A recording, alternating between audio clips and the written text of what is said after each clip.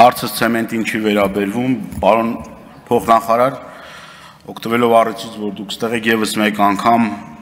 ստիպված եմ խնդիրը բարձրացնել, հարցը հետեւյալն է,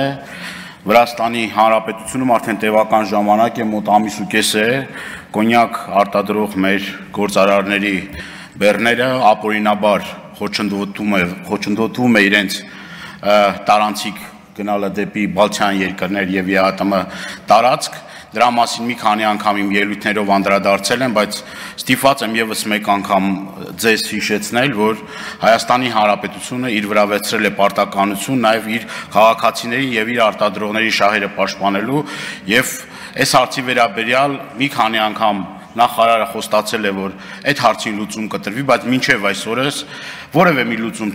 չի արժանացել, տնտեսվարողները կրում են միլիոնավոր դոլարների վնասներ, բացի այդ խաղաղագործներից էլ եմ նաև ես դիմումներ ստանում, որ այսպես որ շարունակվի ստիպված կլինեն նաև իրենց այգիները քանդել,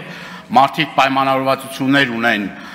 տարբեր խոշոր սուպերմարկետների եւ խանութների ցանցի հետ, եւ այդ պայմանավորվածությունները չկատարելու պարագայում ստիպված են բավականին մեծ գումարներ վճարել, այսինքն կանգնած են փակման շեմին։ Հիմա այդ հազարավոր մեր քաղաքացիները, որ տարբեր կերպ փոխկապակցված են այդ աշխատանքների հետ, ինչ պատասխան եք դուք տալիս։ Հիմա խնդրում եմ նաեւ ձեր եզրափակիչ ելույթին ասեք ինչ եք արձանագրել կոնկրետ հստակ, որ մեր արտադրողները իմանան, միջև երբ է շարունակվելու այս վիճակը, կրկնեմ, դա տարանցիկ բեռ է, տարանցիկ բեռը իրավունք չունի կանգնեցվելու եւ ամիսներ շարունակ այդտեղ պահելու, որևէ պատասխան չեն տալիս այդ մարդկանց, որևէ պատասխան չի տրվում։